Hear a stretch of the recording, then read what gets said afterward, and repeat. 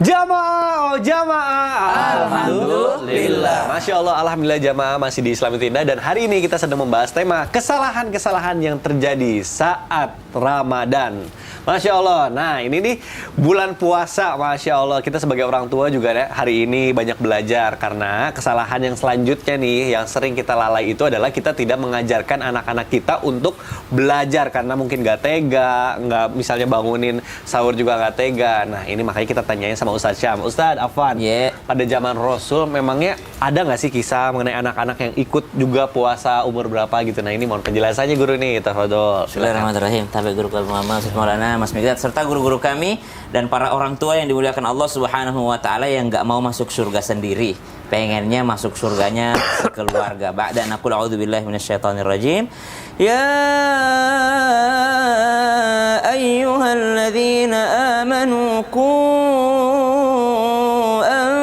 أنفسكم وأهليكم نارا وقودها الناس والحجارة عليها ملائكة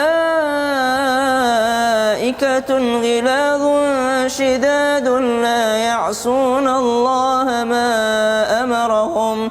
Al-ayah di mana Allah Subhanahu wa taala memerintahkan kita agar menjaga diri dan keluarga dari panasnya api neraka. Artinya bukan hanya diri yang diselamatkan, tapi keluarga juga ikut untuk diselamatkan. Maka Masya Allah salah satu daripada menyelamatkan keluarga adalah mengajarkan kepada anak-anak yakni kewajiban-kewajiban sebagai seorang muslim yang baik. Maka subhanallah ketika perintah daripada puasa ini turun berkaitan juga dengan perintah puasa Asyura, subhanallah. Jadi puasa 10 Muharram gitu ya. Maka Nabi SAW mengantarkan kepada sahabat untuk memberikan kabar kepada penduduk Madinah pada saat itu.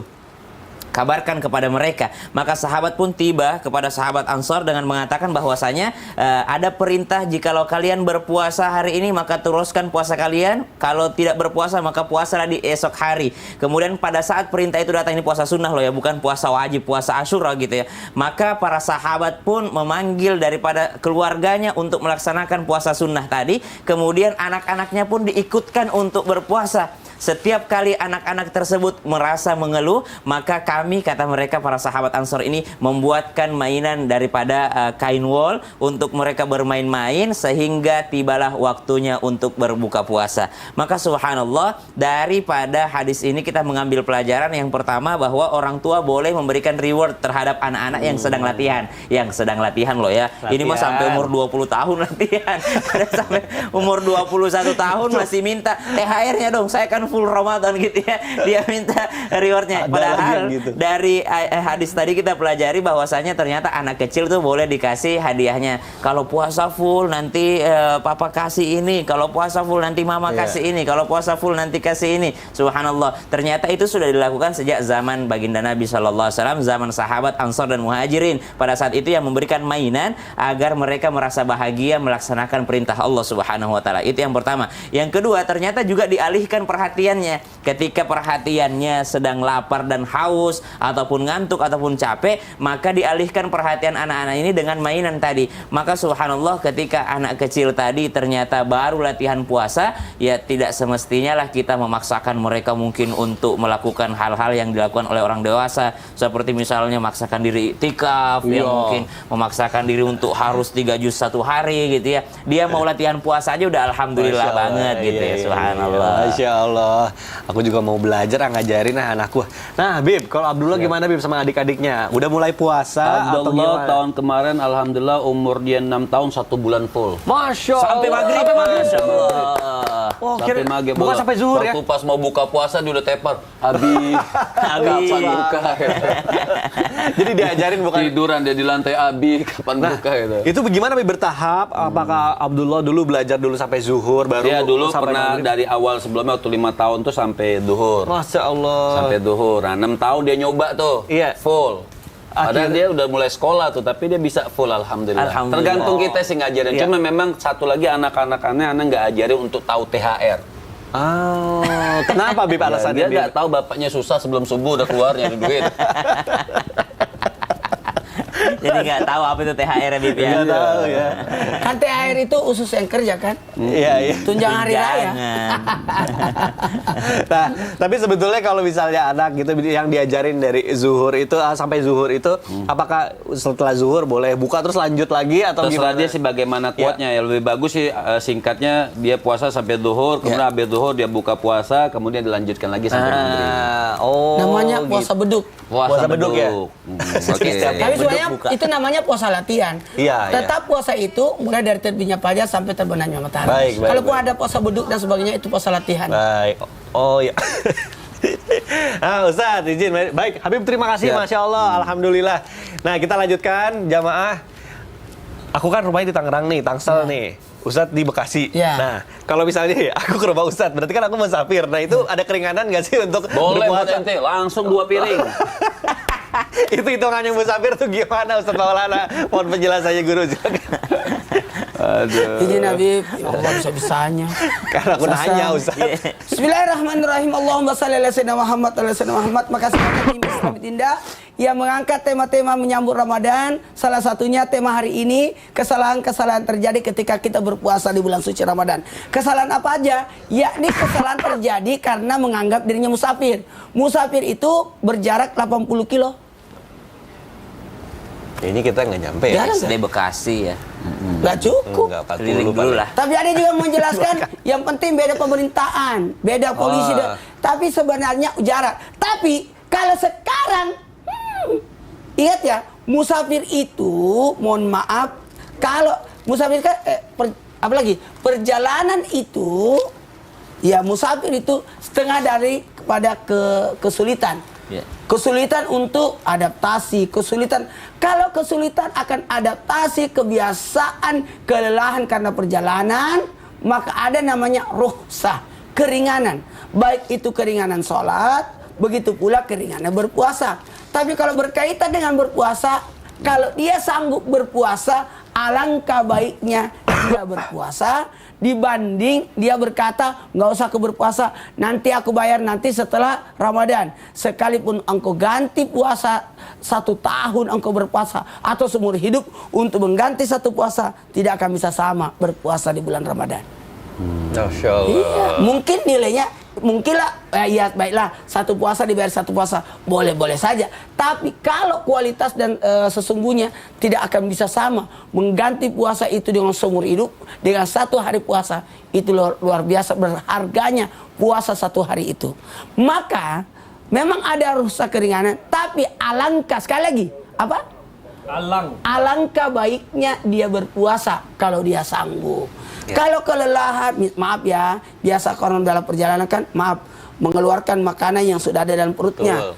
Betul. Ya, muntah, itu kan bisa membatalkan. Jadi, kelelahan, kecapean. Islam itu tidak menyulitkan. Betul, Islam itu indah ya? Ya. Masya Allah. Baik, Alhamdulillah.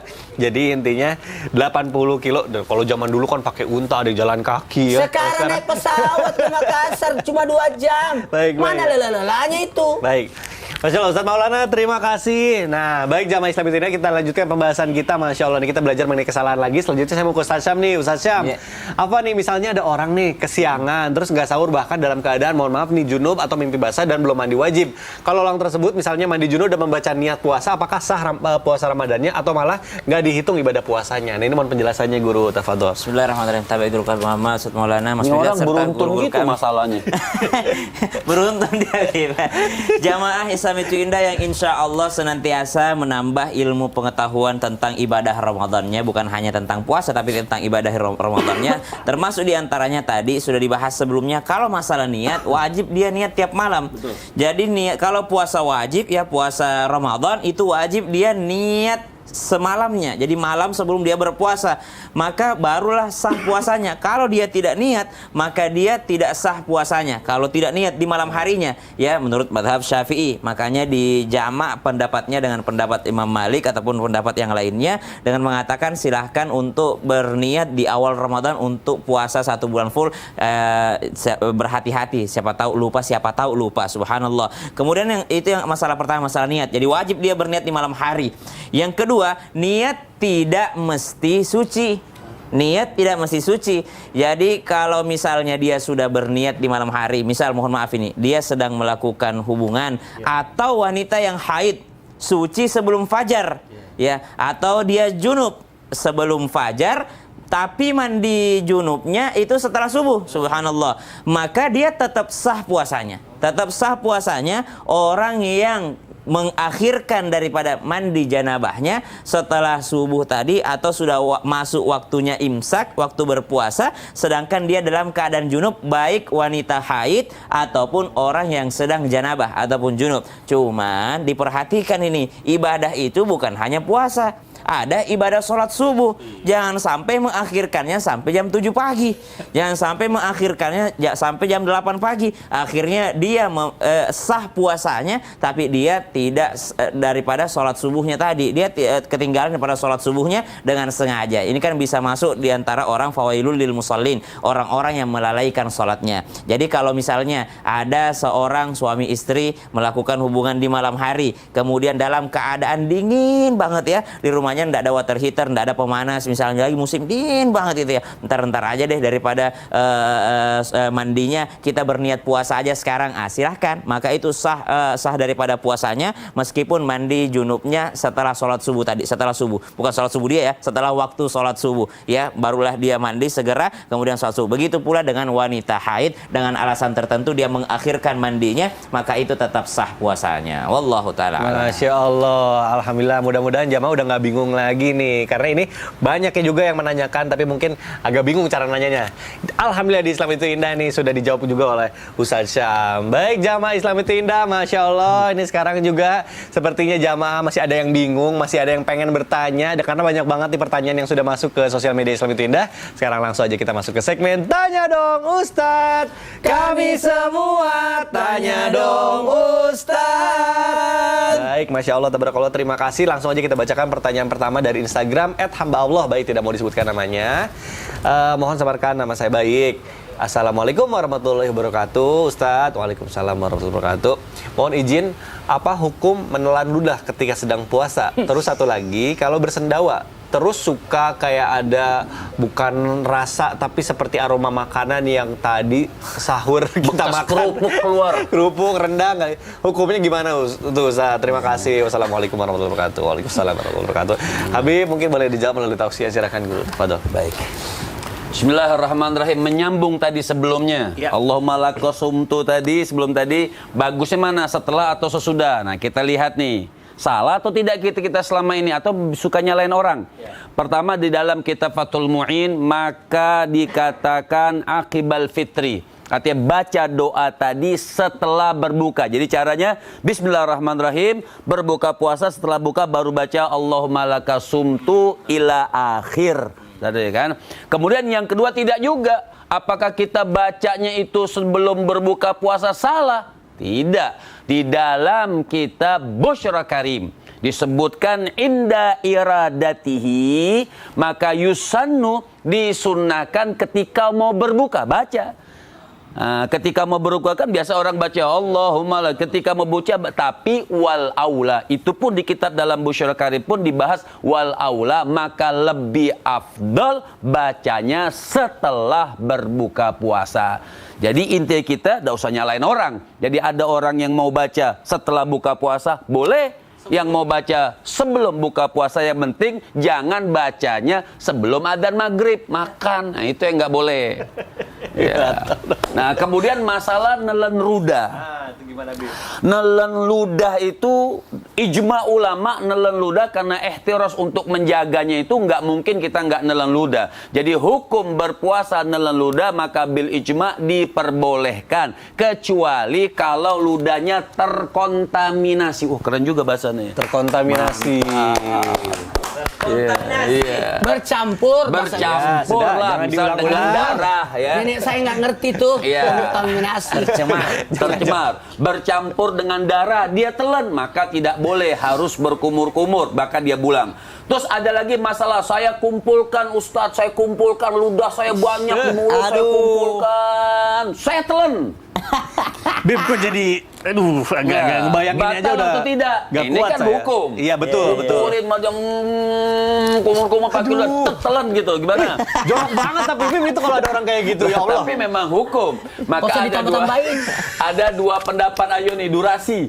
Ada dua pendapat. Ada yang mengatakan sebetulnya dia buang. Kenapa? Karena memungkinkan untuk dia buang, nggak susah untuk dibuang. Nah, itu maka batal. Tapi pendapat yang mau tamat, maka kalau tidak keluar sama sekali dia kumur-kumur pakai, dia telan lagi, maka juga tidak. Kalau bercampur sisa sahur. Kan makanya terkontaminasi tadi. Kalau ada darah giginya. Terus ya terkontaminasi tadi. Dengan darah juga sama. Oh, baik. Nah, terakhir maka kalau memang wudhu nih, kalau berwudhu nih, kita berwudhu kan gimana nih? Maka kalau kita memasukkan air yang makmur, apa itu makmur? Yang memang diperintahkan, kumur-kumur diperintahkan. Tapi kalau kumur-kumur yang bukan gitu, kalau tertelan batal. Tapi kalau cuma di mulut, ketika dia tertelan maka tidak batal. Berarti kalau orang kumur-kumur 3 kali, cuma keluar 2 batal dong. Nah ya iyalah karena satu ditelan. Baik jamaah, Masya Allah seru sekali pembahasan kita. Tentunya kita akan nanti menjawab lagi pertanyaan dari jamaah. Jangan kemana-mana, tetap di Islam Itu Indah. Jamaah, Alhamdulillah. Masya Allah.